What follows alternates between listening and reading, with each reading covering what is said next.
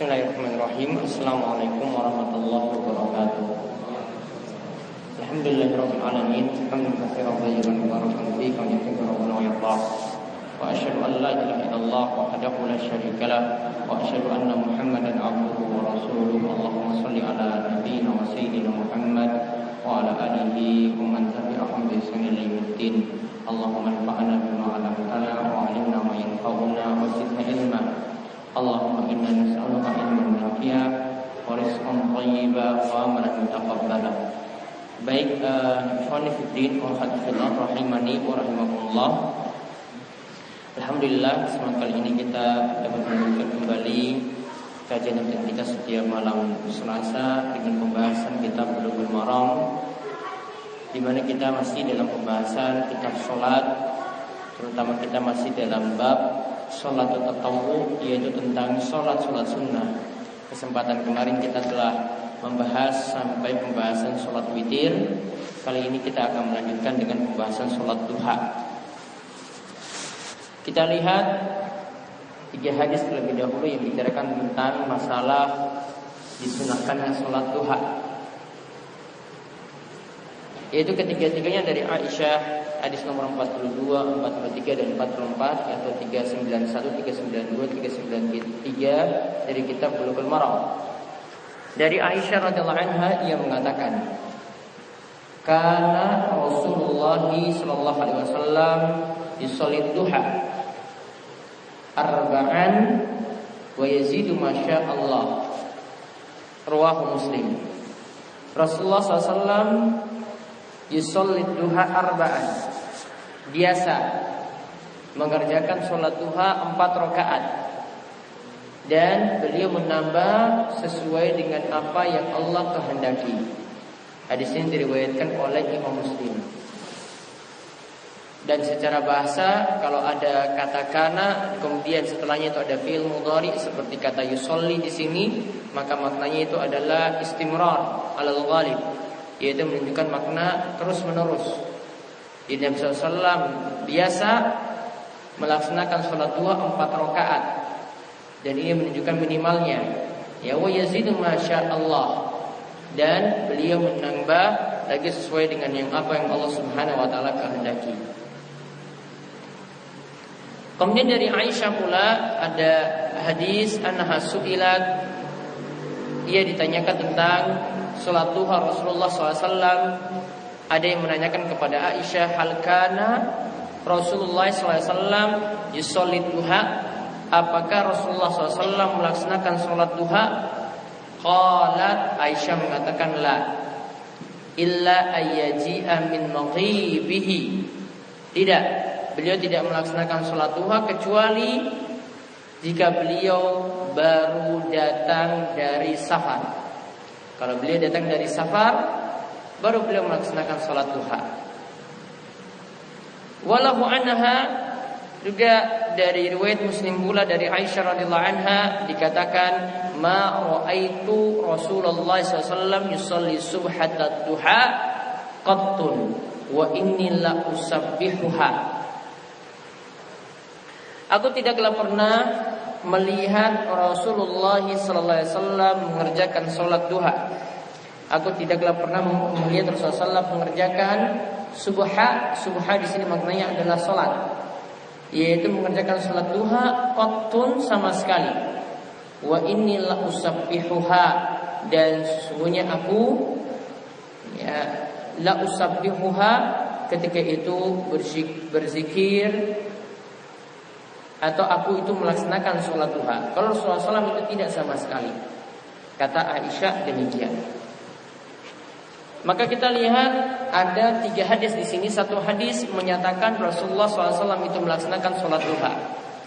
2 hadis itu menafikan atau meniadakan pelaksanaan sholat duha oleh Rasulullah SAW. Intinya faedah yang bisa kita ambil, yang pertama,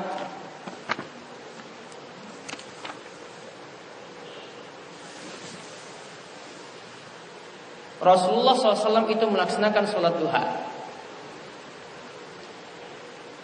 Rasulullah SAW itu melaksanakan sholat duha.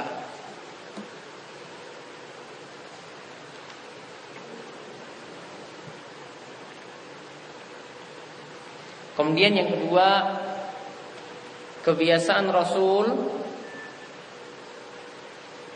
beliau melaksanakan sholat duha minimal 4 rakaat. Kalau dalam riwayat Aisyah ini dikatakan minimal 4 rakaat.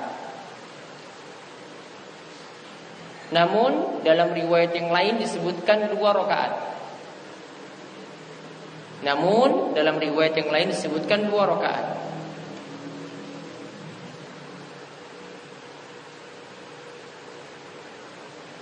Dan diberi catatan di sini 4 rakaat ini dilakukan bitaslimatain. Dilakukan dengan 2 rakaat salam. Sebagaimana penjelasan yang kita sudah bahas di kesempatan sebelumnya, asalnya sholat sunnah seperti itu. Walaupun hadisnya itu dhaif, namun para ulama itu mengamalkannya, ya, yaitu dikatakan dalam hadis sholatul laili wan nahar masna. Sholat sunnah yang dikerjakan di malam hari dan sholat sunnah yang dikerjakan di siang hari itu adalah 2 rakaat salam. Kemudian faedah yang ketiga, Rasulullah SAW itu terkadang menambah lebih dari 4 rakaat. Rasulullah SAW itu terkadang menambah lebih dari 4 rakaat.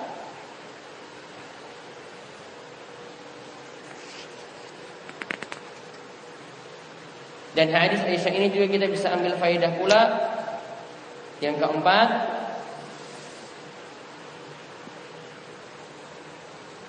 apa yang diperbuat manusia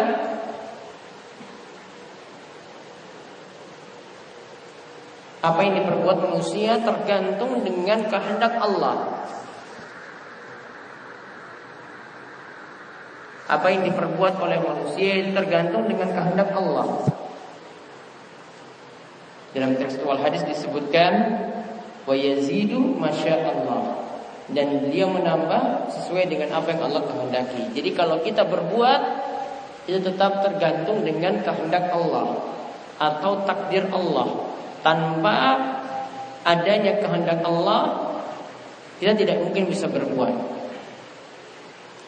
Maka ini sekaligus menjadi bantahan untuk orang-orang yang berpemahaman qadariyah.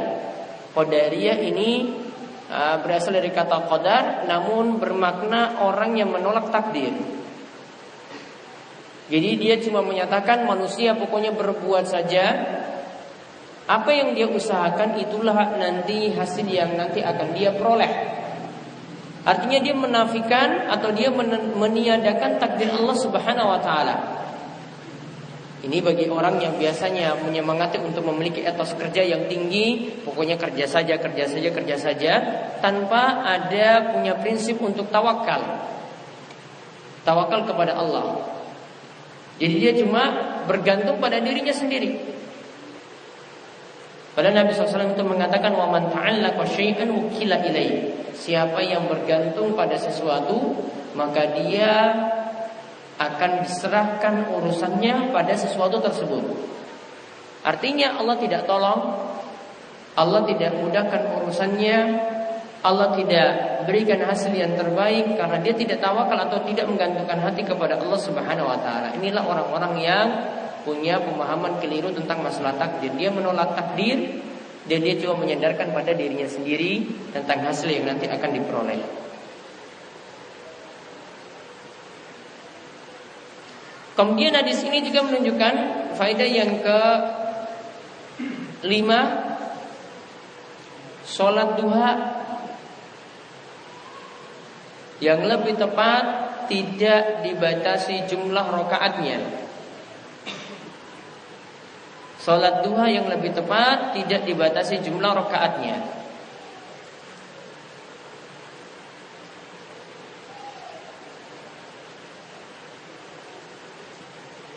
Jadi karena dikatakan tadi dalam hadis Nabi SAW melakukan biasanya 4 rakaat. Kemudian ketika itu disebut lagi, beliau menambah setelah itu, semua beliau tergantung dari yang apa Allah Subhanahu wa taala kehendaki. Berarti ini menunjukkan berarti beliau nambah di sini dan tidak diberikan batasan, tidak dikatakan tidak boleh lebih daripada 8 rakaat, tidak boleh lebih daripada 12 rakaat. Namun cuma dimutlakkan begitu saja. Maka kesimpulannya yang bisa kita tarik bahwa sholat duha yang lebih tepat tidak dibatasi jumlah rakaatnya. Jadi ini adalah sholat sunnah mutlak tanpa ada batasan jumlah rakaat tertentu.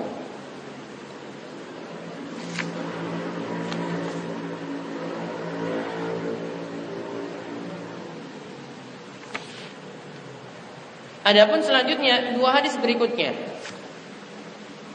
kita lihat di sini bahwasanya hadis Aisyah yang nomor 2 disebutkan bahwa Rasulullah SAW itu melaksanakan sholat duha, yaitu ketika beliau itu baru datang dari perjalanan.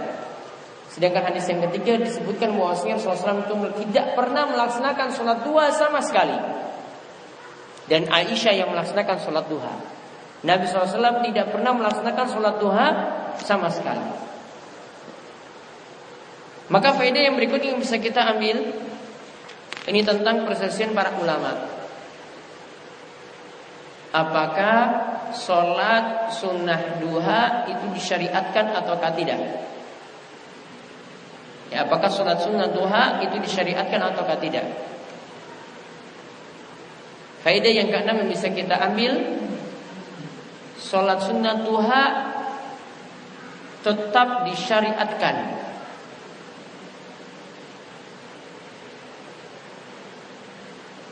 Sholat sunnah duha tetap disyariatkan. Hal ini didukung oleh dalil perintah, lalu dalil perbuatan Nabi Sallallahu Alaihi Wasallam,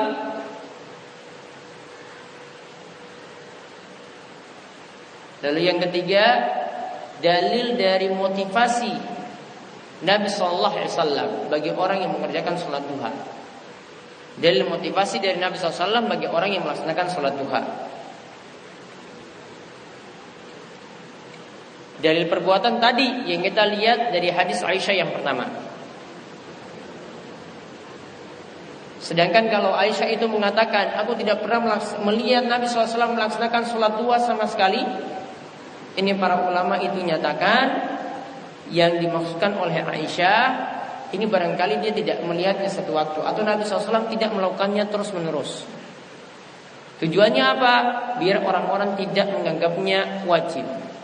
Sebagaimana sholat taraweh, Nabi SAW itu melaksanakannya cuma beberapa malam saja. Setelah itu, setelah beberapa malam itu beliau tinggalkan. Tujuannya apa? Tujuannya biar orang-orang tidak menganggapnya wajib.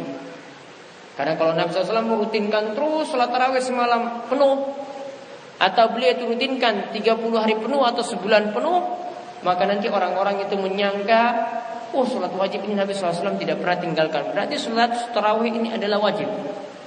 Padahal tidak demikian. Sama dengan sholat duha di sini. Juga ada perintah dari Nabi SAW seperti pada wasiat Nabi SAW pada Abu Hurairah.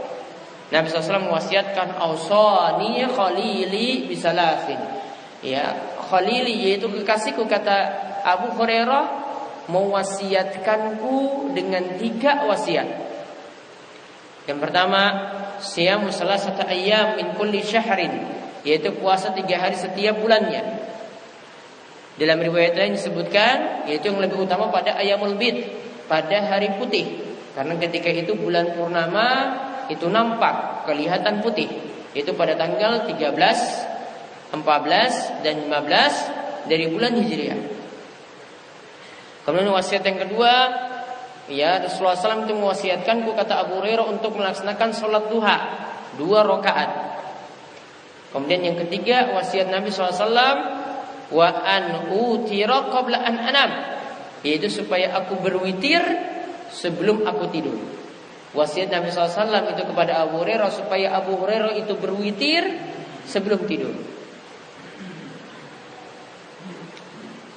Ini dari perintah Nabi Shallallahu Alaihi Wasallam.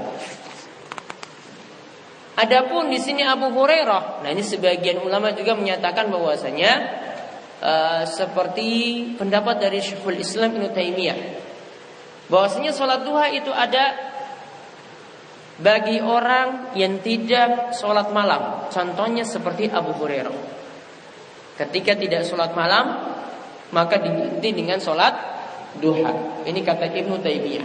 Berarti kalau sudah sholat malam tidak perlu lagi sholat duha.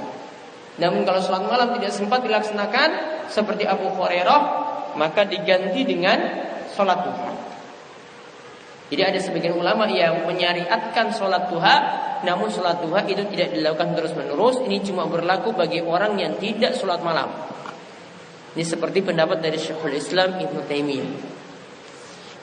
Kemudian ada alasan yang ketiga tadi, kenapa sholat duha tetap disyariatkan, yaitu karena ini ada irsyad, petunjuk dari Nabi SAW atau motivasi dari Nabi SAW, seperti hadis yang menyebutkan setiap manusia itu punya kewajiban untuk bersedekah.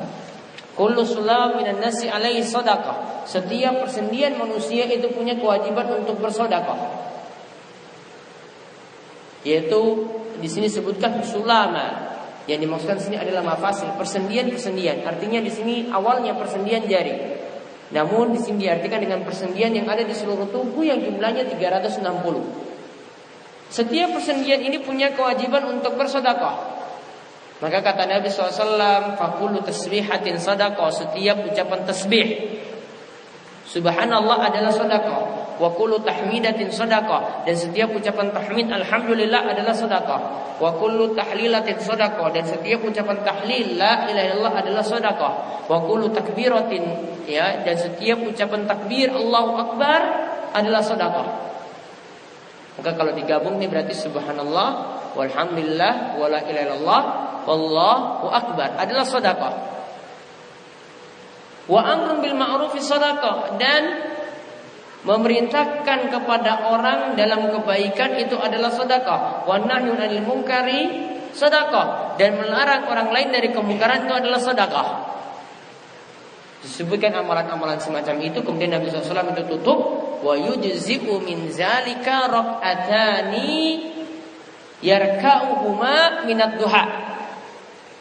Dan sedekah-sedekah tadi dengan persendian kita itu semuanya bisa digantikan dengan 2 rakaat sholat duha. Jadi kesimpulannya, sholat duha dengan 2 rakaat bisa menggantikan sedekah dengan 360 persendian. Ya, dengan 360 persendian sholat duha bisa menggantikan sedekah dengan 360 persendian. Jadi lisannya ikut sedekah, tangannya ikut sedekah, kakinya ikut sedekah, badannya ikut sedekah. Kenapa bisa demikian? Kata para ulama, karena dalam sholat lisan bergerak, tangan juga bergerak, badan juga bergerak, kaki itu bergerak. Maka seluruh persendian ketika itu bergerak. Nah itulah sedekah dengan sholat duha. Nah dengan landasan inilah maka Syekh Muhammad bin Shalih Al-Utsaimin itu simpulkan, sholat duha itu disyariatkan, dan silakan ditambahkan sholat duha boleh dilakukan terus menerus. Ya, kesimpulannya sholat duha itu disyariatkan dan sholat duha boleh dilakukan terus menerus.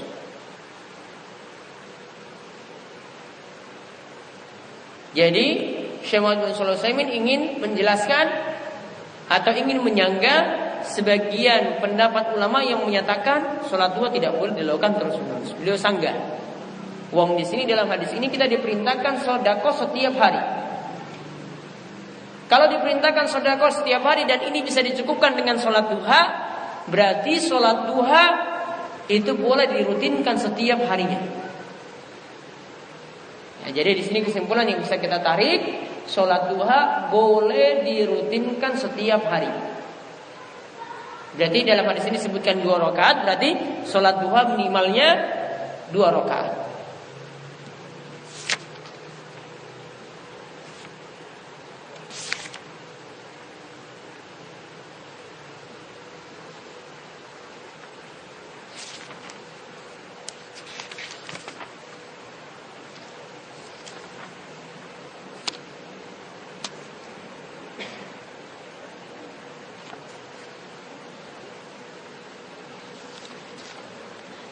Lalu bagaimanakah waktu sholat duha?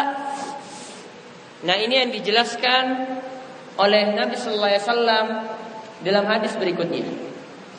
Kalau tadi kita menjelaskan tentang pensyariatan atau sunnahnya sholat duha. Jadi kesimpulannya tadi apa? Sholat duha hukumnya sunnah dan boleh dirutinkan, boleh dilakukan terus menerus. Dan kesimpulannya juga yang bisa kita ambil, sholat duha minimal 2 atau 4 rakaat. Kalau dalam hadis Aisyah disebutkan 4, dalam hadis yang tadi kami sebutkan yang lainnya, yaitu dari hadis Abu Dzar, disimpulkan sholat duha minimalnya 2 rakaat. Sekarang waktu pelaksanaan sholat duha, yaitu disebutkan dari Zaid bin Arqam, anna Rasulullah sallallahu alaihi bahwasanya Rasulullah SAW bersabda, sholatul awwabina hina tarmadul fisal. Sholatul awwabina hina tarmadul fisal.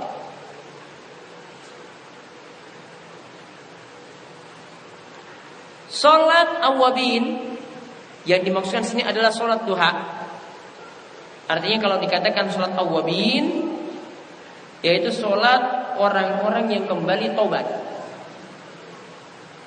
Ya, sholat orang-orang yang kembali tobat dari maksiat. Yang dimaksudkan sini adalah sholat duha. Yaitu sholat duha ini dilakukan ketika tarmadul fisal, yaitu saat anak-anak unta mulai berdiri.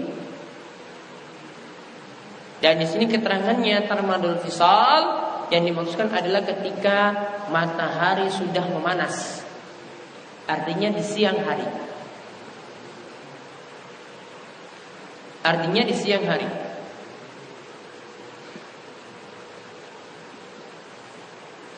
Karena tarmadul fisal, unta-unta itu mulai beranjak dari kandangnya itu ketika keadaan sudah mulai panas. Jadi bukan di pagi hari, bukan jam 7, pokoknya agak siang. Maka di sini menunjukkan kesimpulan yang bisa kita ambil. Yang pertama, afdolnya waktu sholat duha yaitu ketika matahari memanas. Afdolnya sholat duha yaitu ketika matahari memanas.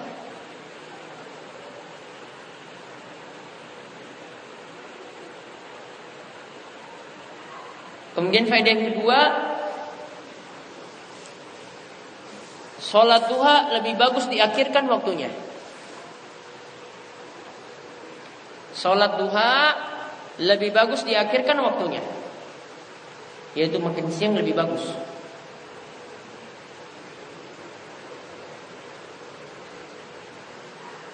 Kemudian di sini juga kita dapat tarik kesimpulan yang ketiga, sholat duha itu adalah sholat orang-orang yang kembali taat dan taubat.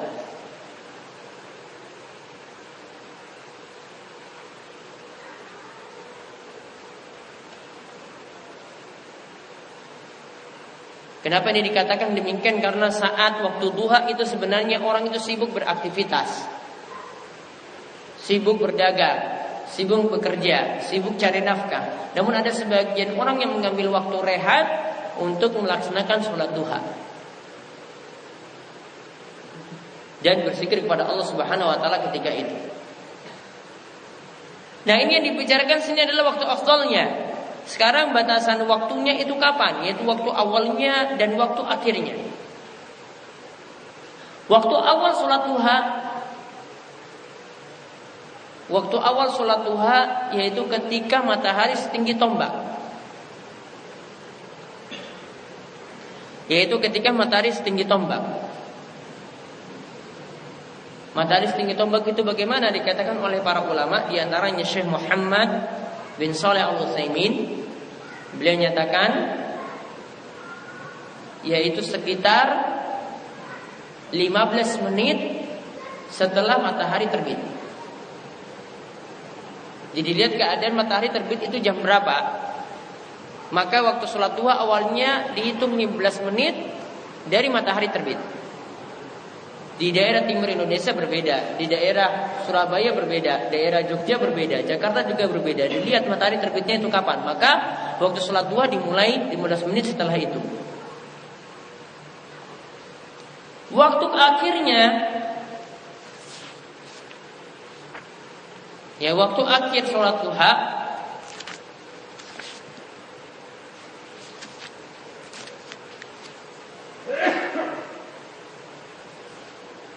yaitu ketika mendekati waktu zawal.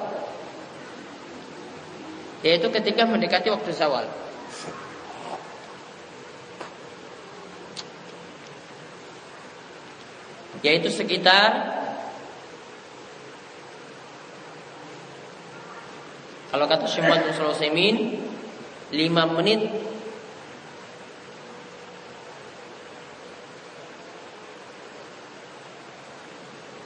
sebelum matahari bergeser ke barat.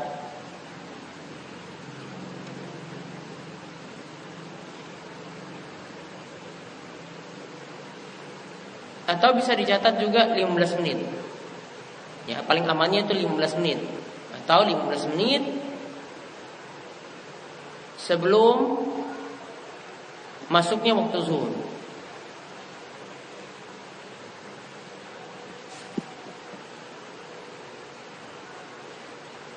Jadi tadi 15 menit sebelum 15 menit setelah matahari terbit dan 15 menit sebelum waktu zuhur. Ini waktu sholat duha. Maka kalau ada yang melaksanakan di awal waktu, seperti dia misalnya melaksanakan sholat yang disebut dengan sholat isyraq, yaitu ketika dia melaksanakan sholat subuh kemudian berdiam di masjid sampai matahari itu meninggi, yaitu setinggi tombak tadi. Ini namanya sholat isyraq. Maka akan mendapatkan pahala haji dan umrah yang sempurna dan sempurna dan sempurna. Maka ini sudah disebut sholat duha. Namun disebut juga dengan sholat isyraq, artinya ini adalah sholat duha yang dikerjakan di awal waktu.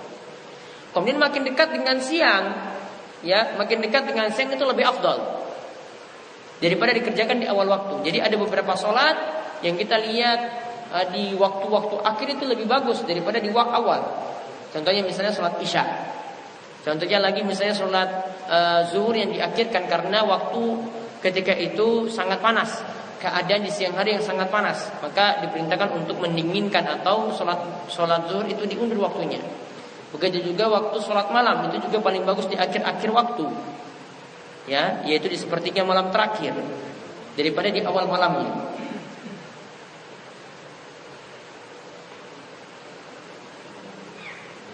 Nah itu waktu sholat duha.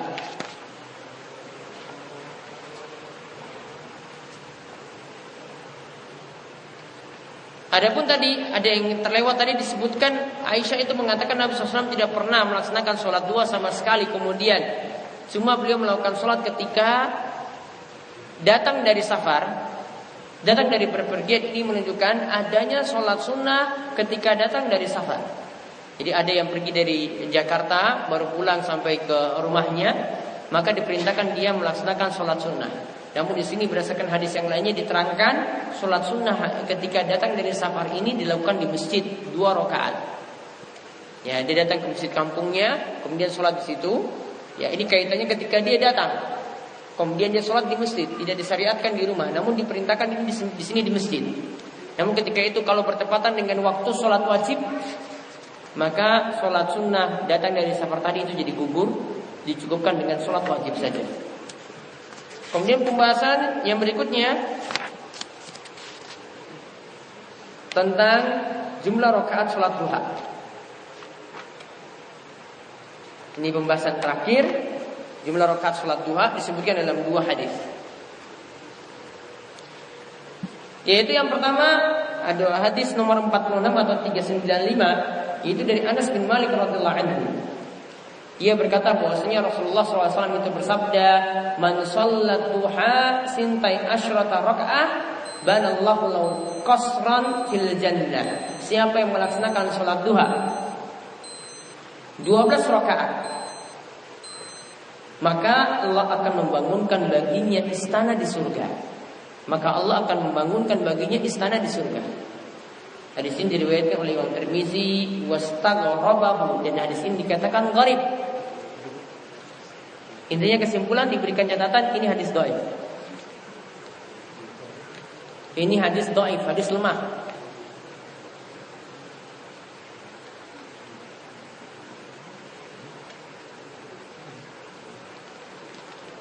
Kemudian yang berikutnya dari hadis Aisyah nomor 47 atau 396, ia mengatakan dakhalan Nabi SAW baiti. Nabi SAW itu memasuki rumahku, fasallatuha samaniya rakaat.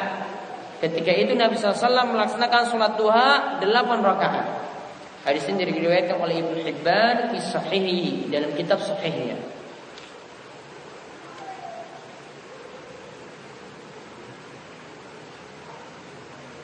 Dan diberi catatan juga hadis yang kedua adalah hadis yang dhaif. Hadis Aisyah juga adalah hadis yang dhaif, hadis yang lemah. Dua-duanya dhaif.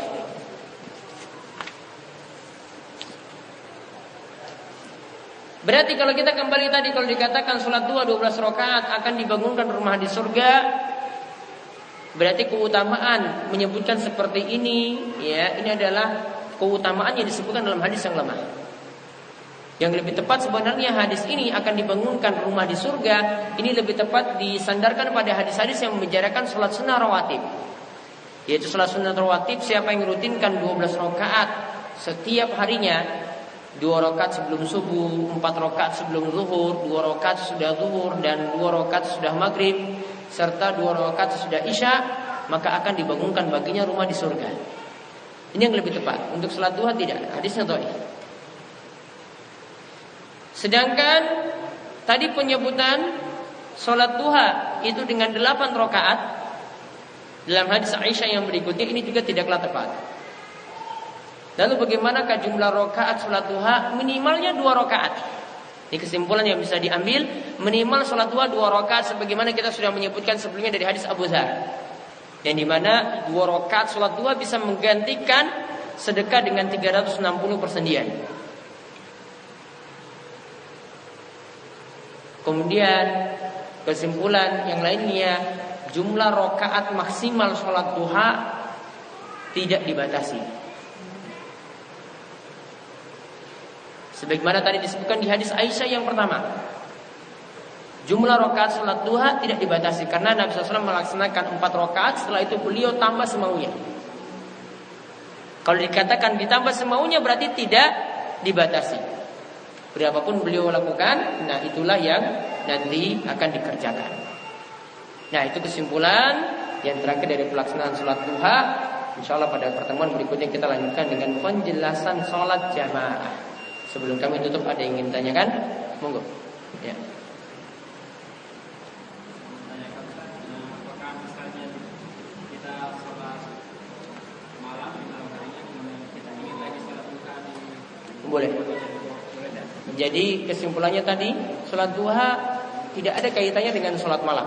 Itu saya cuma menyebutkan pendapat dari Ibnu Taimiyah. Yang lebih tepat kita katakan sholat duha boleh dilakukan kapanpun, ya, boleh dilakukan terus menerus meskipun ketika itu sudah sholat malam. Yang kedua, misalnya kita kemudian diri setelah sholat subuh, sholat isya, sholat isya, apakah diperbolehkan kita Nambah lagi sholat duha? Boleh. Karena kesimpulannya tadi sholat duha tidak dibatasi jumlah rakaat. Misalnya kita laksanakan di pagi hari ketika laksanakan sholat isyraq tadi, maka ketika jam 9 boleh lagi laksanakan, ketika jam 10 boleh lagi laksanakan, bebas rakaatnya. Di situ 2, nanti tambah jam 9 2 lagi, atau tambah jam 10 2 lagi, boleh. Ya, karena jumlah rakaatnya tidak terbatas. Ya. Yang ketiga, apakah diperbolehkan untuk misalnya pendidikan kita sholat berjamaah? Boleh kalau tujuannya untuk mengajarkan orang lain, dilakukan sekali-kali, bukan aktivitas yang rutin.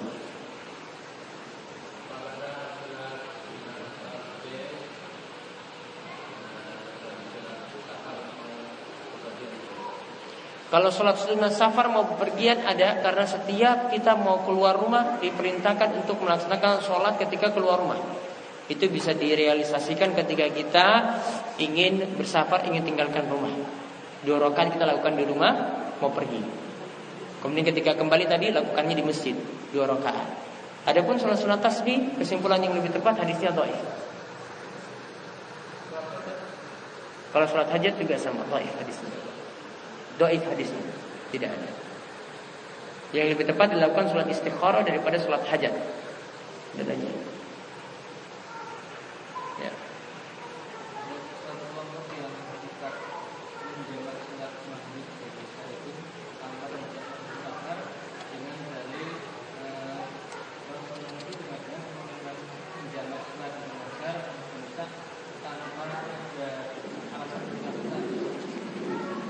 Iya, dia tidak alasan ketakutan, namun punya sebab yang lain. Misalnya karena hujan. Misalnya juga menurut sebagian ulama karena adanya angin, ditambah angin itu ditambah dengan dingin, jadi sulit untuk keluar rumah.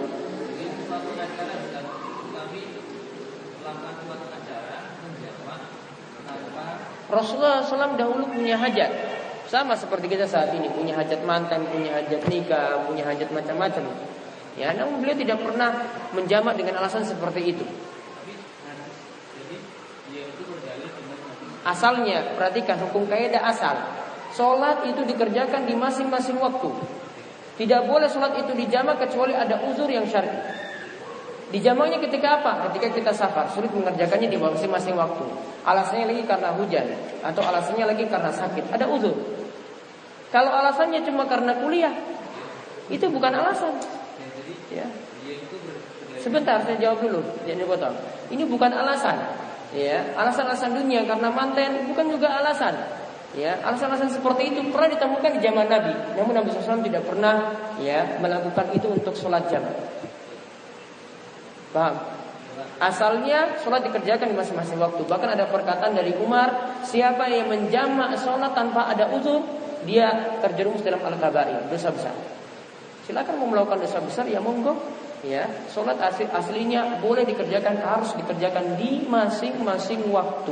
Itu alasan orang malas. Tidak bisa. Mau alasan untuk manten bagaimana? Di zaman Rasul ada manten juga sama. Ya, tidak ada yang nikah ketika itu.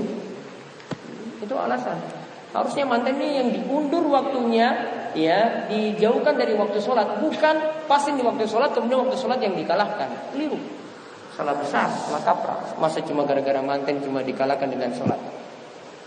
Ada lagi? Ya.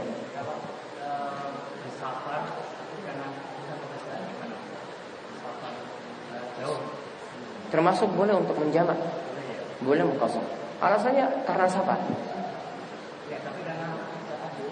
Safarnya safar mubah. Safar mubah boleh mengambil keringanan seperti itu.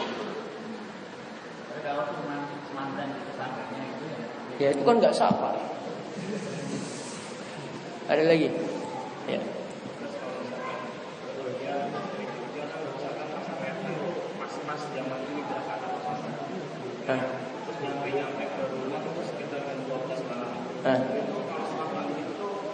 Harus di kamarnya kita sholat di awal waktu di kereta atau nanti di. Kalau sudah jam 12 malam yakin nyampenya, berarti waktu isya sudah selesai. Pendapat yang lebih tepat, isya cuma sampai pertengahan malam, sekitar jam 11. Berarti caranya gimana? Lakukan sholat maghrib dan isya di kereta. Terserah mau lakukannya di waktu maghrib atau nanti di waktu isyanya. Pilih yang enak yang mana. Karena dia mengambil yang lebih ringan. Kalau dia nunda sampai jam 12 waktu sholat selesai, maka terpaksa lakukan di kereta. Karena keretanya nggak mungkin berhenti kan. Kalau berhenti mau mampir sholat kan nggak mungkin. Ya kan nggak mungkin minta izin sama masinisnya kan. Saya sholat dulu, tunggu saya, nggak mungkin. Maka kita lakukan sholat di kereta dengan keadaan yang dia mampu ketika itu. Mampu hadap kiblat, dia hadap kiblat. Kalau tidak mampu, hadap ke arah manapun. Kalau tidak mampu berdiri, dia lakukan duduk. Seperti itu. Ya.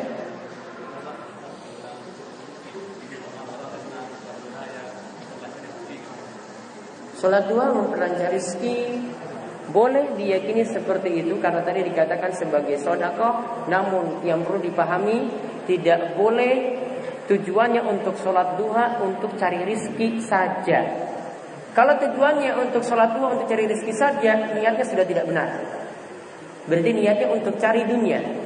Niatnya harus ikhlas. Nanti tentang masalah rizki Allah mau nambah, ya terserah Allah yang beri. Namun kalau dia punya keyakinan, wah saya ini sudah sholat duha berkali-kali, kok utang saya juga belum lunas, bisnis juga nggak lancar. Nah ini berarti dia sholat duha cuma karena dunia. Ya, maka nanti terkena hadis ta'isa abdud dinar, ta'isa abdud dirham. Ya celakalah hamba yang gila dunia, yaitu dia gila dinar, gila dirham, atau kita katakan dia mata duitan. Ya, karena dia cari amalan untuk cari dunia saja. Ada lagi? Terakhir. Baik, itu yang kita bahas untuk kesempatan kali ini. Ya, insyaallah pada kesempatan depan kita lanjutkan dengan pembahasan sholatul jamaah wal imamah, yaitu tentang masalah sholat berjamaah dan juga aturan-aturan tentang imam. Subhanakallahumma bihamdika asyhadu an la ilaha illa anta astaghfiruka wa atubu ilaik. Assalamualaikum warahmatullahi wabarakatuh.